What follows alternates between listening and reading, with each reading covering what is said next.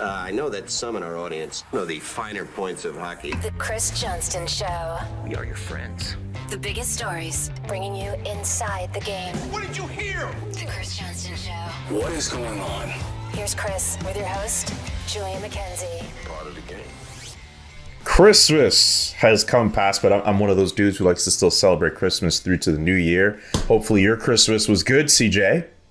It was good. We're recording this December 28th, and I'm still in the mood to listen to Christmas music. So that gives you that gives you like an idea of where I'm at. But yeah, I love this holiday. I hate letting it go. I hate it. It's like a big buildup, I'm sure, for everyone. I actually had a quieter Christmas this year, less traveling around than a normal year. You know, sometimes that's the reason it passes so quick, is because you never go anywhere. You got to rush to see this family member, that family member. But yeah, I hate seeing it go. The new year is always nice, though. A chance for renewal. I think we're going to have a powerful, exciting 2022. And yeah, just grateful for you, my man.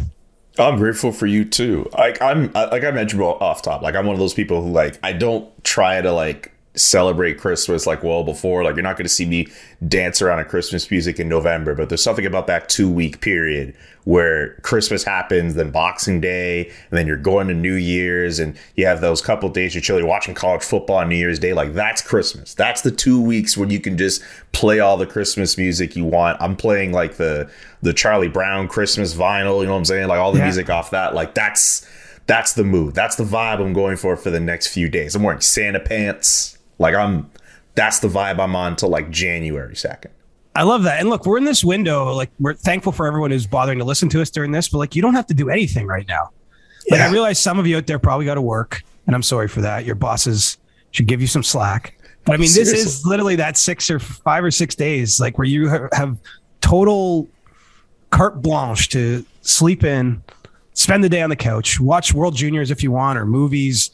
Eat whatever is in front of your face. Don't worry about being your best self. Just relax and enjoy your family time, enjoy your downtime, because we all know we're back to the grind come January. Absolutely. And we appreciate everyone who's enjoying their holiday time, whether, working or not, listening to us. And as we get to some of the topics we got today, obviously no NHL games to speak of. As we're recording today is going to be the first day since that holiday break / pause that there are supposed to be NHL games. Of course, the situation's kind of fluid, so we're going to try to not delve too much into those games coming in, but there is something with the NHL and taxi squads I want to get to. The World Juniors are on as well. Canada's played a game as of the time we're recording right now, but there's another tournament that has sparked a lot of discussion online that I've seen. I've tried to stay off Twitter, but I try to just peer through the blinds a little bit. But the U18 women's tournament getting canceled for a second consecutive year. They're among the many tournaments the IIHF said that they were going to be calling off in January of next year. I just want to start off with that just because I've seen a lot of people talk about it, and not just women's hockey players, but other athletes as well across the sporting landscape have discussed it. I was just curious for your impressions on what was going on and your thoughts on the fact that it's a second straight year the U18 women are not going to be able to participate in an international tournament. Well, I think it's actually still an open matter. What's interesting about this one is it's extended beyond just reaction on Twitter, debate, outrage, what have you.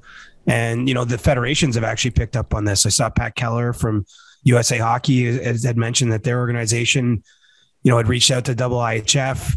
I know an Ontario Minor Hockey Association has reached out in an attempt to maybe bring this event, which would have been held in Sweden, to Ontario. And really, for those that aren't familiar with some of the ins and outs of this, I mean, part of it is just cost, which is not to explain it away or say, yeah, it's fine. But I mean, it's about having, an organizing host that's willing to potentially lose some money, because let's face it, might not have fans in the buildings and all that kind of stuff to run the tournament. But I think number of people have come to the cause of this event, and rightfully so. I mean, look, it's the top women's world tournament for women under 18. It's a big event. It's a big stepping stone for those that are trying to earn college scholarships or to advance their career in hockey. One thing we've seen during the pandemic, I mean, obviously we've focused so much on the struggle to get NHL games in and that, but, a lot of lower down, whether it's junior last year or these women's events, they haven't had the ability to showcase themselves. There's just been less chance to do so. And I think, where this one really struck a nerve, Julian, is this was announced just as the World Junior Tournament's getting going in Edmonton. They're canceling events after that fact, but they're able to run that event. Now, we all understand that's a huge money-making event for the IIHF, for Hockey Canada, for TSN, who employs me. It's a tournament that gets massive TV ratings, a lot of fan interest, all those types of things. And so, I think it highlighted just where priorities are at in some ways at the top levels of international hockey. And so let's hope it's revived, as we're doing this. I don't know for sure that'll be the case, but it seems like there's at least a genuine will from influential people with the federations and countries to try to get this tournament staged and to, look, we gotta look after everyone in this, I think. And so let's hope that can happen, even if it isn't on the same time frame it would have originally, but at some point here in 2022. I mean, I would hope with all the people stepping up and saying something and the different associations stepping up, that should be enough, right? Like, we understand where the women's game is at now, and they need the visibility so much to the point where, they need to elevate their game. They need stuff like this to help elevate them. So I imagine the fact that you're saying it's still an open matter and the fact that all these other associations are trying to get themselves involved, it should be a step in the right direction, right?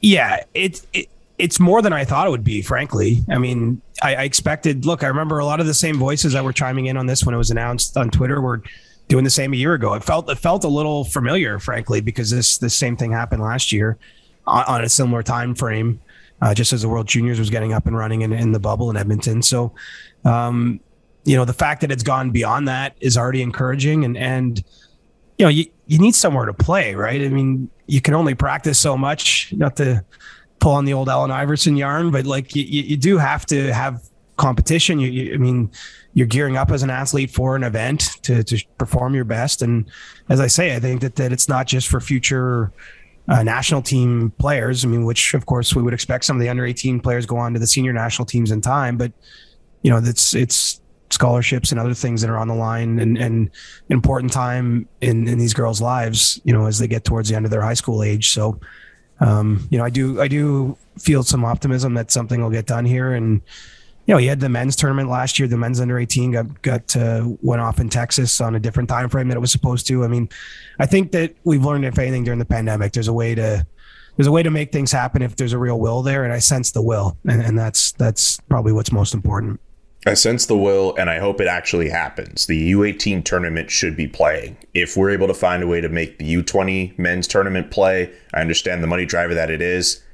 I think we should find a way to let these women play. So that's where I stand on that. That's the last word I'm going to give on that, unless there's any other extra stuff you want to add. The World Juniors, of course, the men's tournament for the U20 obviously being on as well. As I mentioned before, Canada has played a game. They defeated Czechia, the nation formerly known as the Czech Republic, despite the fact that they still have Czech Republic on their jerseys. What did you think of that first game that they played over the 60 minutes of game action we saw, where Owen Power gets himself a hat trick in that game? Well, it was entertaining. It was competitive, right? And seeing it tied in the first period and a few goals go in on Canada. I mean, that's what you're always wondering, right? The second game is against Austria. Austria is playing for the second time in as many days, obviously an undermanned country in terms of the amount of players they're drawing from there. And so, the early games in a tournament like this can be rather one-sided for Canada. And I think the fact they were pushed in that first game and, probably will suit them well. The trouble, I think, if you're a power in any of these tournaments, it's even what used to make Mike Babcock nervous about Team Canada's Olympic men's team, is that you roll through this and then you have to win 3 games in a row, quarterfinal, semifinal, gold medal game to win. There's no margin for error after a certain point. And so if you don't get tested and pushed and kind of know where your team's at, I think that's something that keeps the coaches up at night. So yeah, there's probably parts of that game the coaching staff didn't like, but ultimately, I think Canada looks very strong. I'm curious to see a bit more Connor Bedard in the tournament, because he's the next one or one of the next ones along with Shane Wright. And then we saw him play pretty limited minutes in that first game, and even the exhibition game that was played before it, which I watched. But I love the tournament. Honestly, I don't get so wrapped up in the patriotism side of it. I'm not.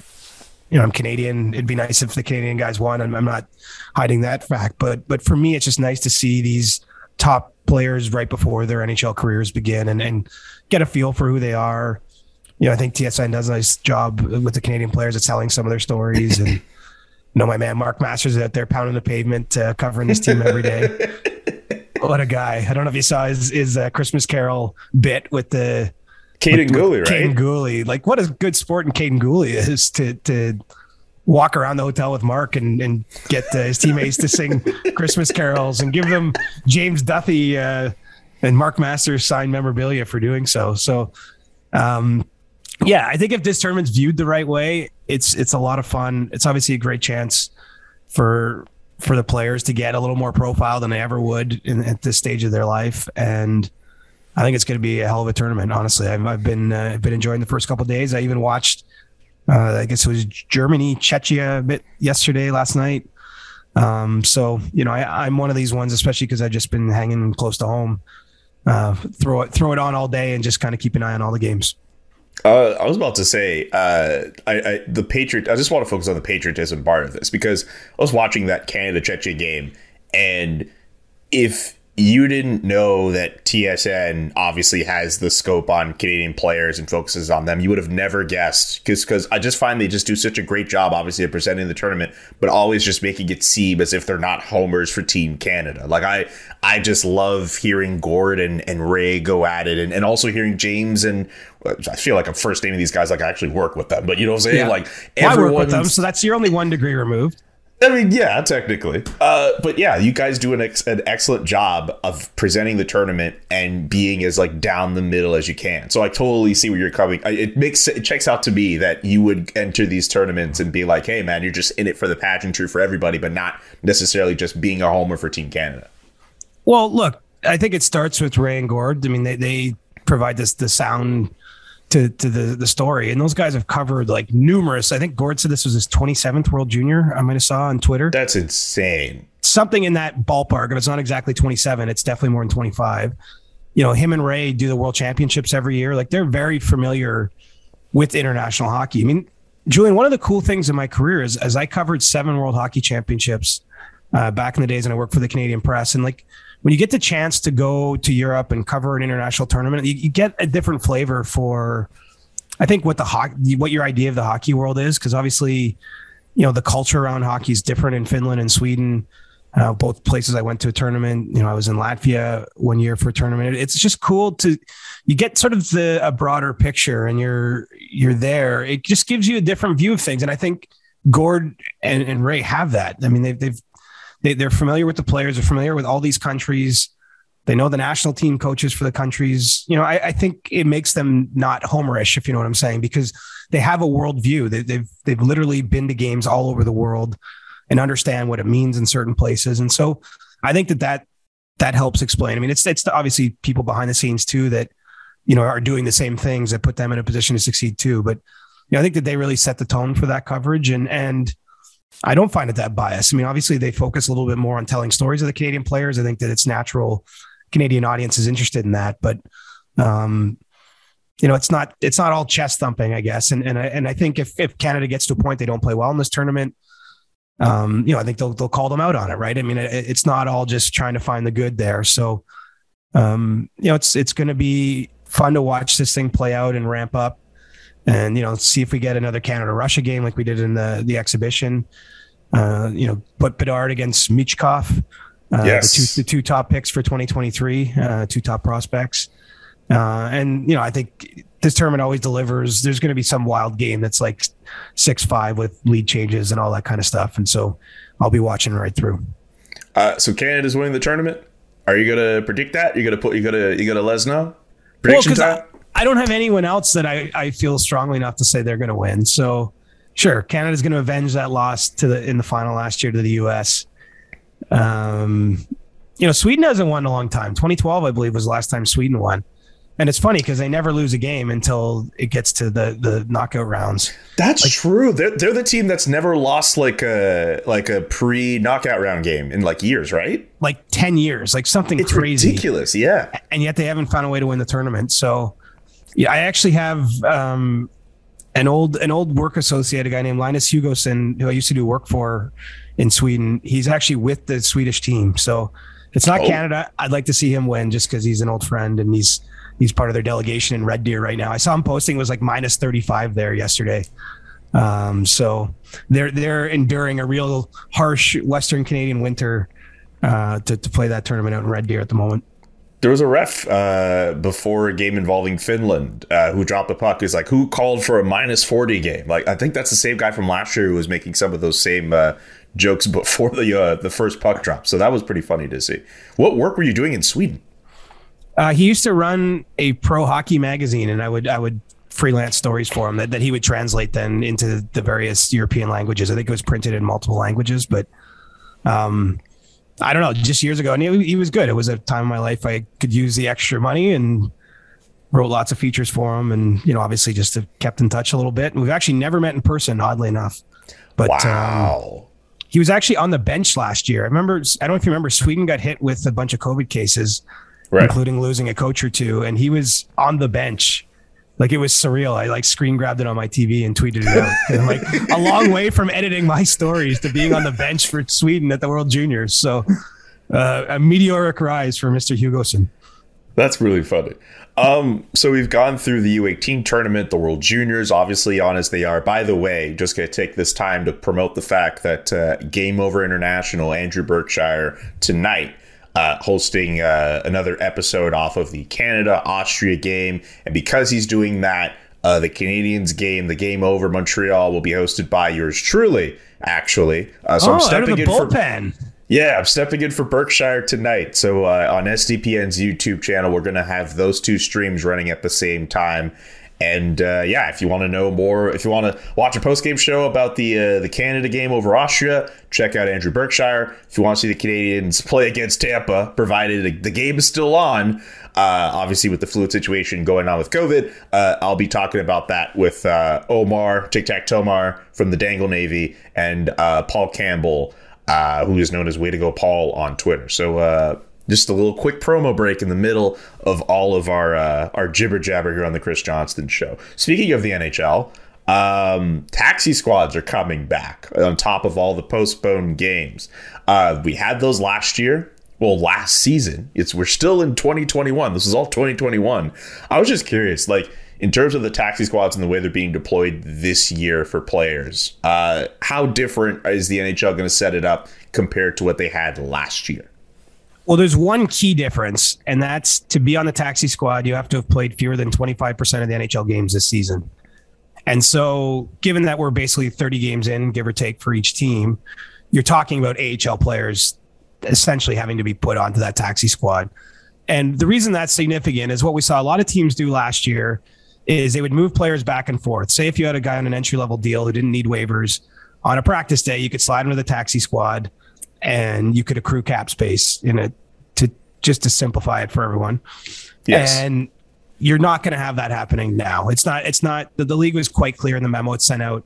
It's not as a cap saving mechanism. It's literally to give you extra players, extra bodies, should you need them. And a lot of teams need them right now, including you're talking about that Tampa Montreal game. I mean, Tampa's got like 4 goaltenders right now because a couple are in COVID protocol. So, I think that this should allow, first of all, you're going to see fewer teams play shorthanded because there's emergency rules that have been put in place where you can call someone up and be above the cap as long as a player makes less than $1 million to play in a COVID situation. And I think you're just going to see fewer postponements as a result of this because, the reason we had so many right before the lead up to Christmas is there was a number of teams that just couldn't field a roster. Like there literally was no combination of players healthy enough in their system that could play a game. And so this should make that a little bit easier. And look, we're still moving into a bit of a great unknown in January, right? Like it's, we've seen a number of players even in the last couple of days added to COVID protocol, even though the league's been shut down for 6 days. So, I think that we're not through this thing yet. That these roster changes will make it easier for teams to manage the cap and to competitively put better teams in place, but it's still a long way to go from game 30 to game 82 for each of the 32 teams around the league. Like, seeing all these other leagues find ways to get their games going in spite of all the COVID cases going there, then the NHL decides to go on pause and they have to institute this like taxi squad thing back. Like, I wonder how it feels just like looking at I wonder how it feels like looking at other leagues and just kind of seeing how they've been able to kind of make it work and try to play through this while the NHL has the issues it has in terms of getting teams to field rosters and finding ways around that. Like, what's it like from your perspective seeing that? Well, we have to remember the NFL is totally different, right? It's one game a week and they got huge practice squads as it is. Like, it's a different league. Like, I don't think it's fair to even compare what goes on there. I mean, the NHL and the NBA way more closely mimic each other in terms of scheduling, traveling all over the continent, having to come in and out of Canada, although there's only the one Canadian team in the NBA versus 7 in the NHL. But, you know, I don't follow the NBA super closely, but I am aware they've got a number of issues. You know, I follow the Toronto Raptors. They've had 6 or 7 of their 12 players in COVID protocol. They're signing all these guys I've never heard of to like 10-day contracts to try to get through it. It's essentially sort of like a taxi squad type of situation, just emergency players to fill in. Yeah, like a hard luck exemption. I think that's what it's called, essentially. I think exactly. Yeah, something like that. But what I mean is, I think it's actually kind of similar to what you're seeing in the NHL. And you know, I also think there's a misunderstanding of what this pause was before Christmas. This wasn't to like stop COVID. Like, it wasn't, the idea wasn't like, okay, we'll get it all under control. I think the issue really, Julian, was they didn't want too many teams playing games when other teams couldn't play games. Like, they want to try to have this schedule be as fair as possible. And so part of what you're going to see once they reschedule all these games that have been missed is you're going to see existing games move too, because the idea is, you know, I don't have the standings in front of me, but I'm sure 1 or 2 teams have played a lot more games than other teams because they didn't get hit as much by COVID. Well, they want to balance it out as much as possible. And certainly, you know, in February 6th to 22nd, the Olympic break, when we see games scheduled, they don't want one team not to play for that 16 days and then another team have to make up 5 games during that 16 days. And so I think they're really from like a 10,000 foot competitive balance standpoint, they're trying to keep this fair and equitable as much as possible. I mean, there's only so much you can do, obviously, under the circumstances, but you know, I think this pause was really just about, okay, some teams are playing short guys and some teams have played a lot of games and others, you know, I know the Maple Leafs now have had 6 games, their last 6 games all postponed. So they're just trying to find some balance in that between getting the games in and keeping it as fair as possible for the whole league. And, you know, I think it's really easy to second guess and criticize and stuff like that. I mean, I just saw some people like be like, oh, they shut the league down for 4 days. Everything's fixed now. I mean, I don't think that was the approach at all. And I think, frankly, there's an understanding that into January, we're still going to see outbreaks among teams, most likely, just because this variant is spreading like crazy. I mean, even anecdotally, I can say I just have friends and family and stuff that have all gotten it that aren't out doing anything they're not supposed to do. It's just, you know, it's an airborne virus that's way more transmissible than the previous variants we've dealt with. Yeah, I'm trying to just follow the cases that are just rising up in Quebec, and I think today it should have already been announced that it should be, I think, under like 13,000 new cases of COVID. Wow. It's very it's you could just get it. Like it's kind of scary that way. Are you guys under curfew again or no? Not under curfew, as far as I know. No, we're not under curfew. Thank God for that. But I mean, I think the last time the Quebec government mentioned any new restrictions or anything like that, I think they were just trying to say it was just like something they're just going to take day by day, really. But I hope they don't institute a curfew, because that was very miserable. And for everyone from Quebec who listens to this show, they know exactly what I'm talking about.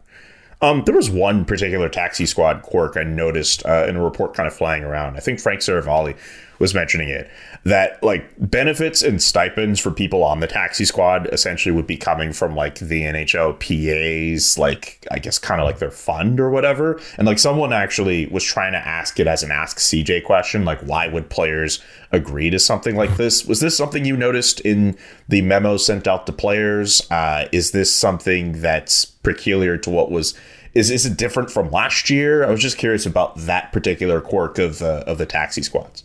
I mean, basically, the money paid to players that are on the taxi squad comes out of the players' overall share of the revenues, right? Exactly. And the formula is a little different now because of the new MOU and the pandemic. But in the old days, back when I was young, you take all the league revenues for a whole season, and in simple terms, the owners split half and the players split half. And so when you have an expense, you have to know which half it's coming from. And so, we're going to have some teams essentially exceed the salary cap with the taxi squad because they have no choice. And that the amount of money that's paid to all those players comes out of the players' share. I mean, I don't want to delve too deep in it because I don't understand this total dynamic of what the negotiation was there. But I mean, logically to me, it would make sense because that is money paid to players, that it would come out of the player side of things. And we're not talking huge dollars, relatively speaking. And so, yeah, this to me is just a fair solution to account for how the money is working. And, that formula is really important right now because the players as a group owe the owners money because the owners paid more than half the revenues to players during the pandemic. And so I think it's all just about how the money's repaid to the owners till a point in time when the debts are settled and we're back to even footing, which, the league said 3 years from now at the Board of Governors meeting in December. I'm already wondering, given everything that's happened since, unfortunately, if you're looking at maybe another year beyond that. Today's sponsor of the Chris Johnston Show is Athletic Greens. So what is Athletic Greens? With one delicious scoop, you're absorbing 75 high-quality vitamins, minerals, whole food source superfoods, probiotics, and adaptogens to help you start your day right. It's a special blend of ingredients that supports your gut health, your nervous system, your immune system, your energy, recovery, focus, and even aging. Literally all the things. And it's also very lifestyle friendly, whether you eat keto, paleo, vegan, dairy-free, or gluten-free, has less than 1 gram of sugar, no GMOs or nasty chemicals or any of that stuff, or any artificial stuff as well. And it still tastes really good. Right now, if you are trying to, be a little bit more fit in your life, or be a little bit more active, trying to eat a little healthier, Athletic Greens is going to give you a free 1-year supply of immune supporting vitamin D and 5 free travel packs with your first purchase. All you have to do, visit athleticgreens.com/Johnston. Johnston it's CJ's last name, so I don't think it's that hard to spell, but athleticgreens.com/Johnston is the website. You got to go visit in order to take advantage of this great deal and also take ownership over your health and pick up the ultimate daily nutritional insurance. It is time for the final Ask CJ of 2021, the part of the show where we take questions from listeners, readers of CJ, of course, in the Toronto Star, questions that have come on Discord, questions that have come on Twitter. Are you ready for the final batch of questions for 2021? Tried to make it as fun as I could. Yeah, that's great. I mean, the readers and listeners have done an awesome job with these. So this was a segment that grew organically, and I've actually come to quite like it, even if I haven't got you Jeff Carter's middle name just yet. Sorry for the 2022. We're putting that in 2022. What's also cool is when you put out the hashtag Ask CJ, how many people respond to it and how it ends up like trending. I think maybe like more locally in like Ontario or Toronto or whatever, but like it's cool to see people use that hashtag Ask CJ. Even like not even when you just have like the call out, when you do, like people just like randomly use it. Yeah, it's funny. And like honestly, there's stuff in there that cracks me up that I see, you know what I mean? Like some people have a good sense of humor about their questions and that. So I appreciate the serious questions, but I also like your goofy ones too. A sign trade waive question from KWN Storm. It might be Queen Storm. I'm not sure how you say it. So sign trade waive. Okay. Adam Fox, Mikko Rantanen, Andre Vasilevskiy. What kind of sorcery is this? I don't even come up with a question, my man. Those are 3 key players to put in this. Well, who am I waiving? Yeah, that's going to be the big key to here. Like, who are you waiving? Because you have to start with who you're waiving in that scenario. Like, I'm inclined Fox. No, Fox was an older NHL rookie, but he's the youngest of those players, I would think. So, Vasilevsky's the best goaltender in the NHL. Like, if I had to put my life on a guy to win 1 game for my life, I'm probably starting Andre Vasilevskiy in net to save CJ. And Rantanen is sort of criminally, I think, overlooked just because he plays with McKinnon and, but he's good. So I guess I'm waiving. Man. It's tough, right? I looked at this and I was thinking about it myself. Like, this is like really tough to do. But I think I would, I could come up with mine while you like really think about it. Cause like, I think I would waive Rantanen, trade Fox, and I'd sign Vasilevskiy. I think just you keep the franchise goaltender out of all three of those guys. Right. That's probably the way to go. I was debating between signing Fox just because he's younger. I was like going to twist myself into a mental pretzel. But I mean, Vasilevsky's still only 27, I believe. And like, dude's like, he's already in the Hall of Fame. Like, if his career ended tomorrow, he's a Hall of Famer. Like, he's a living legend. Now, we've seen though, like sometimes age creeps up quickly on a goaltender or any player. I'm with you. I'm signing Vasilevskiy. I'm trading Fox for a massive amount of futures. And unfortunately, Mikko Rantanen's being waived and claimed by the 32nd place team. Next question from Joseph Allen on Twitter. CJ and Julian, who were your favorite hockey players growing up? Wayne Gretzky, when I was really young. I got 2 Gretzky sticks. Yeah, I remember you asked me about favorite Christmas present. But yes. There's an old, like, this is way before your time, Julian, but Wayne Gretzky used to play with a white and red Titan stick. And it's pretty famous. And I got one of those when I was young, and that was cool. And then when he went to LA, they were introducing aluminum sticks, and he had to deal with Easton Aluminum, a black and silver one that I got that was all Gretzky inspired. Do you know what's cool? Actually, once the Hockey Hall of Fame has a room, or they have like their archives in the same building that the Maple Leafs practice out of. And at a certain point, I got the ability to tour that facility. It's basically where the things that are on display are housed by the hall.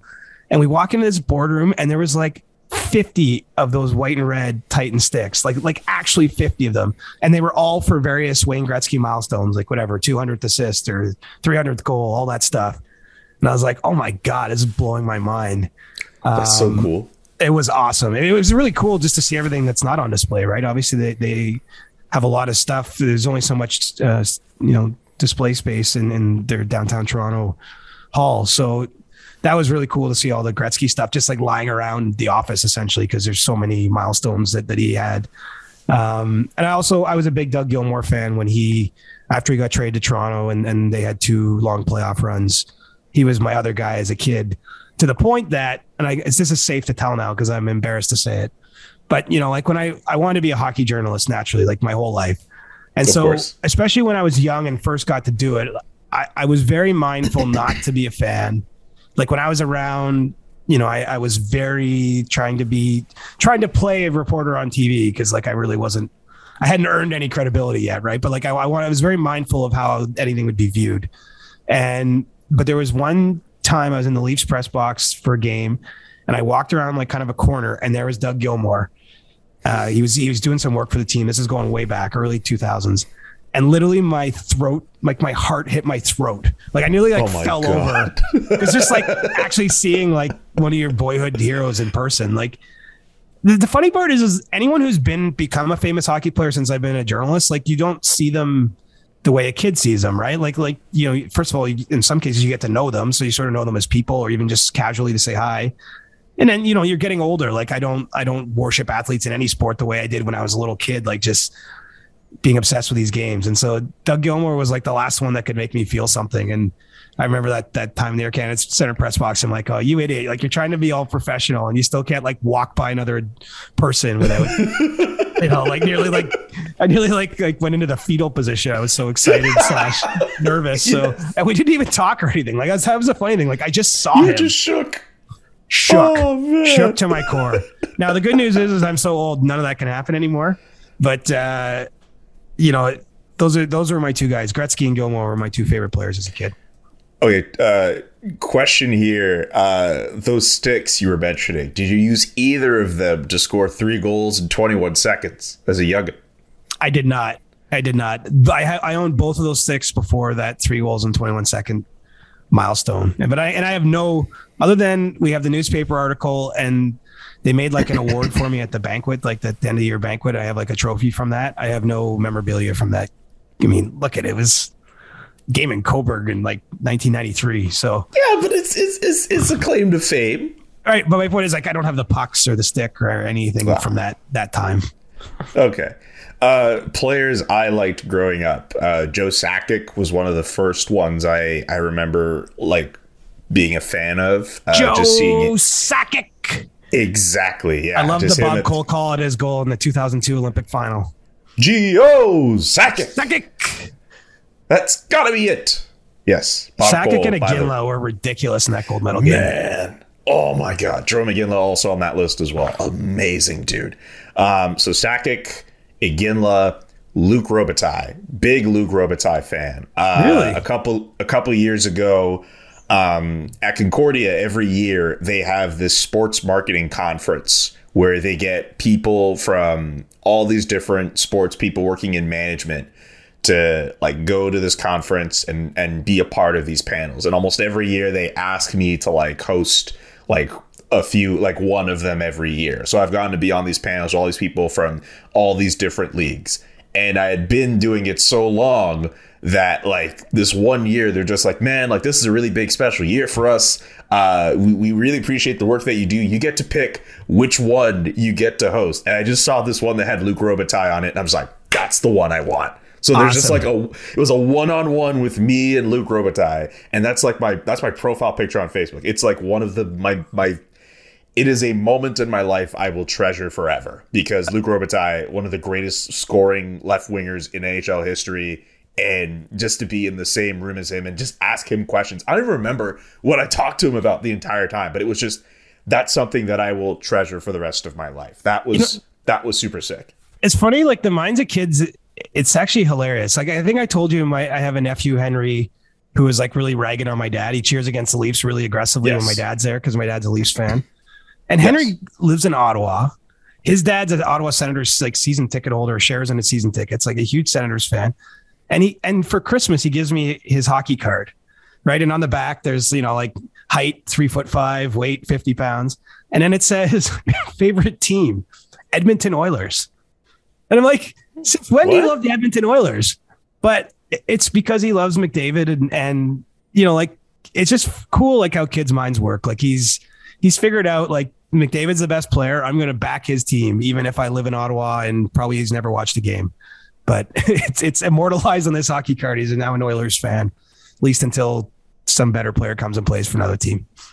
And two other guys I'll mention, I guess Crosby and Ovechkin, but I love those two guys. They're both big fans of those players as a younger person. But if you're asking me to pick between the two, I'm picking the guy with the more goals, the flair, everything. Ovechkin is that dude. Like you had your moment with Doug Gilmour where you felt shook just seeing him. There's like a game. I don't know if I mentioned on the podcast before. There was like a game between the Canadiens and the Capitals. And it was after the All-Star break. So Ovechkin couldn't play because he didn't you mentioned play you saw All-Star him in game. like a suit or whatever and he was eating a hot dog. Yeah, like that to me, that's like the closest I could think of being starstruck to any NHL player since being a reporter. Like just like looking at him, like wearing a suit, just like eating. And I was just like, I'm a huge fan of this guy. Like, oh my God. Like that was incredible to see in person. I don't think I've seen him play like on the ice yet for whatever reason. Like this season, I think was the first time I'd ever seen Sidney Crosby play in person. Like that was a big deal for me. So when it comes time for Ovechkin, like, oh yeah, I'm gonna be as professional and dignified as I can, but there's gonna be a part of me that's gonna be like freaking the fuck out the whole time. I even said fuck.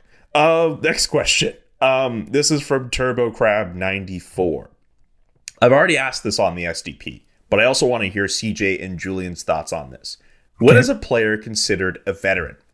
Is it a certain number of games played, years in the league, age, just the right feel? Like are Matthews and McDavid considered veterans, or are they still young guns? An awkward middle stage that does, or an awkward middle stage that doesn't have a name. So I think the historic answer to this question, if you used to have to play 400 NHL games to get a full NHL pension, That's no longer the rule. That hasn't applied for a number of years.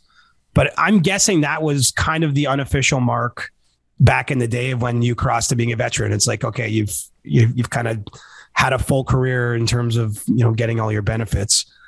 I would say those guys are veterans now, honestly. Like Matthews is in his 6th season and McDavid's in his 7th.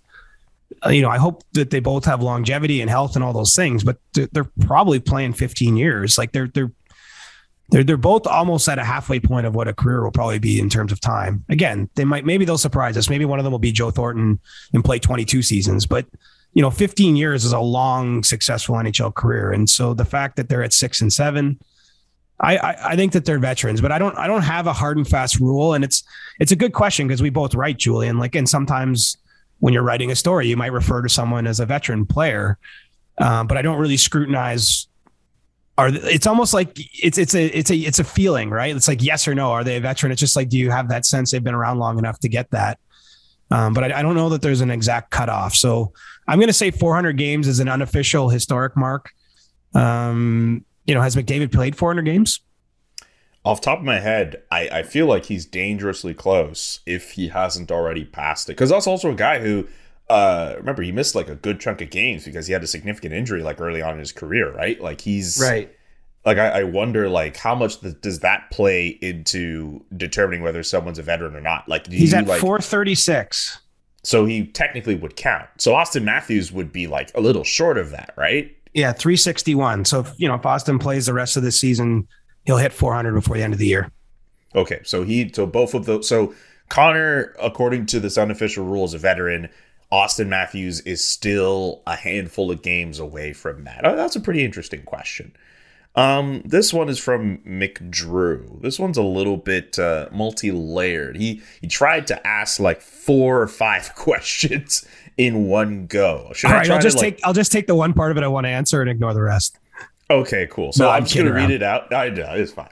I'm just going to read it out and try to answer it as best as you can here. So from McDrew, how much does being the person who breaks a story actually matter? On a personal level, does it feel good to outscoop any of your competitors? Is there anyone out there who you enjoy outscooping in a respectful, professional way? And on a professional level, what does it mean for your career to be a storybreaker? And on an industry relationship level, does that make people want to come to you to break news? Like I said, it's a lot of questions in this one. Yeah, but they're all related. Like it isn't a bunch of tangents. I got to be careful how I answer this. Like I think it matters less than it once did, honestly.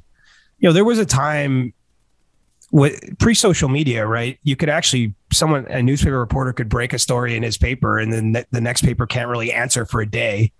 I didn't exist as a working journalist in the height of that environment, but that's where this came from. And then over time, obviously between the networks, TSN and Sportsnet, there's competition there. I think on a day like trade deadline day, it matters because you have a captive live audience. That's my role on a day like that is to, try to break news and confirm all the details and get everything right, essentially, while the panel makes sense of things going on league wide. So on those days, it does matter. I do remember my very first trade deadline. I worked at Sportsnet. I want to say this was 2012. It was a long time ago. It was like my first time ever alive on the panel. And there was like an hour where we didn't break anything. And it was like the worst feeling you could ever have. It just felt like we just were sitting there getting punched in the face for an hour by TSN at the time. And so I have to say that hasn't been too common. Like, I find most of those days, like, yeah, someone at home might say this guy broke this much, but like in the moment, it's so chaotic. It's hard to tell. Like you're just chasing everything around. You're bugging everyone. But it's still, I always think like if you're on TV or if you kind of, you have like a role in a play, right? Like I know what my role is. My role is news. My role is information. So I can't say it doesn't matter because that's how I ever even got there to begin with. And so I can't turn my back fully on it, but I don't lose a ton of sleep over it. The hardest ones is there's times you know something, but maybe you need like one aspect confirmed. Like it's like the anxious moments before it's out there, but you're onto a good story.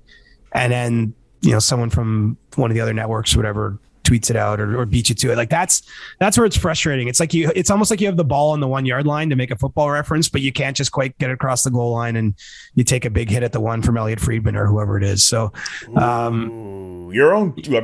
upon a time, your own teammate. Well, that's the thing. I've worked with everyone. So like when you're asking, is there anyone that you relish beating or out scooping? Like all these guys are my friends. I don't think I'm revealing too much of how the sausage is made to say that, but I worked with Elliot for a long time. We're still buddies. We traded texts on Christmas and I like the guy a lot. And, but even when I worked at Sportsnet, I've talked here a bit, but Pierre LeBrun's one of my mentors. So he was working at TSN at the time when I was at Sportsnet. I've known Bob McKenzie and Darren Dreger for a long, long, long time. Have huge respect for them. I mean, they're two of the OGs in the industry. So, I wouldn't say there's anyone in particular I relish beating, but you need a few wins because otherwise they're not going to keep inviting you on the show. And then I got to get a real job. So anyone who knows me knows my motivation is mostly just to avoid getting a real job. And so I'm going to have to keep breaking some stories to keep myself relevant. You're inspiring an entire generation of kids to also follow in your footsteps too, Siege. I hope so. I really hope so. I can't wait. Like getting older comes with some like weird things, but I can't wait to like meet people that grew up saying that they like seeing me on Hockey Night or whatever it was, or read my stories. Like, I mean, or listen to the podcast. I get that already. I know we're only 3 months in, bud. Yeah. This is going to be like a multi-year run. And so by the end, hopefully we will have helped inspire, I know Steve, it's funny. Like I've met a few kids that have asked me about Steve Dangle. I know Steve's inspired a navy of young aspirants coming up behind him. So yeah, look it's a fun job.